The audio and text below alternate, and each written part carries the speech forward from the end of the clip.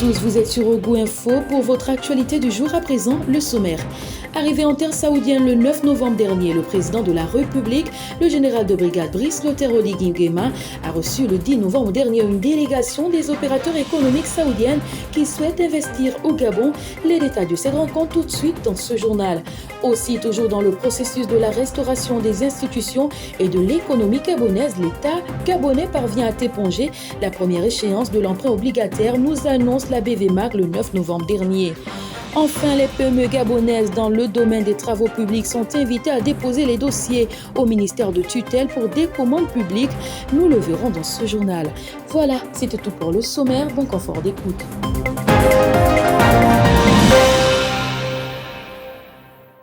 Nous le disions au titre, le général de brigade chef de l'état de transition Brice Clotaire Oligui Nguema est en séjour en Arabie Saoudite dans le cadre du sommet Arabie-Afrique.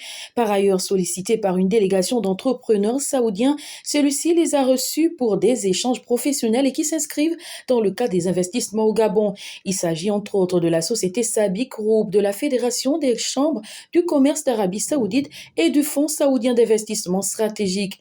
Pour ce faire, le numéro 1 gabonais n'a pas manqué de leur présenter les domaines dans lesquels le pays aurait besoin d'aide, notamment les infrastructures routières, les hôpitaux, les écoles, le chemin de fer et le tourisme.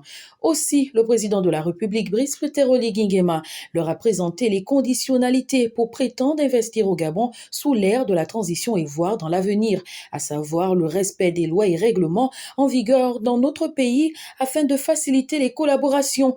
Disons que cette opportunité viendra favoriser l'économie gabonaise et renforcer ses coopérations avec ce royaume puissant et influent.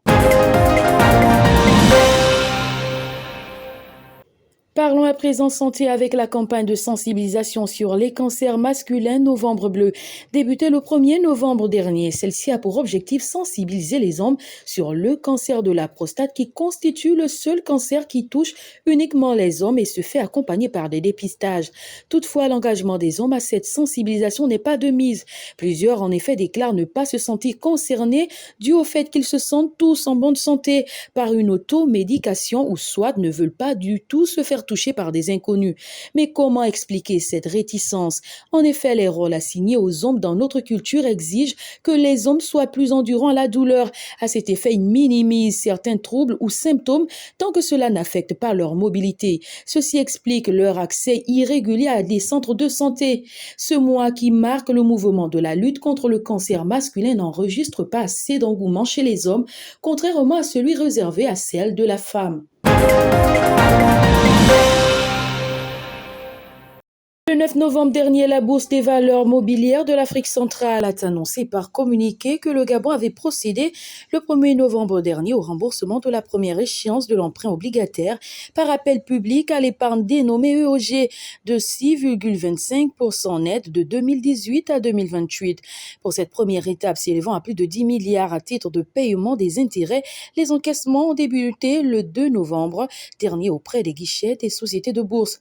Cet emprunt obligataire qui s'est effectué du 20 au 28 octobre 2022 portait sur la mobilisation de 175 milliards de francs CFA rémunérés au taux d'intérêt de 6,25 net d'impôts.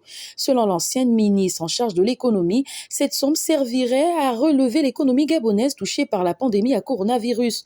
Par ailleurs, avec l'arrivée du CTRI exténué par l'état précaire de l'économie gabonaise et l'absence des projets accomplis, sans compter les multiples scandales de détournement qui ont fait l'objet de l'actualité, l'on vient se demander où a été investi ce budget emprunté. Que devrait-on comprendre? Pour finir, les petites et moyennes entreprises exerçant dans les travaux publics sont invitées à déposer des dossiers au ministère de tutelle en vue d'accès à la commande publique. Cette annonce fait suite au communiqué numéro 24 du CTRI relatif à la promotion de l'entrepreneuriat national en octroyant en exclusivité des marchés inférieurs à 150 millions de francs CFA aux petites et moyennes entreprises gabonaises spécialisées dans le bâtiment et les travaux publics. Les dépôts des dossiers s'effectuent du 9 au 17 novembre prochain. Voilà, c'était tout pour aujourd'hui. Merci de nous avoir suivis. Quant à moi, je vous dis à demain, même heure, pour un prochain numéro de votre édition.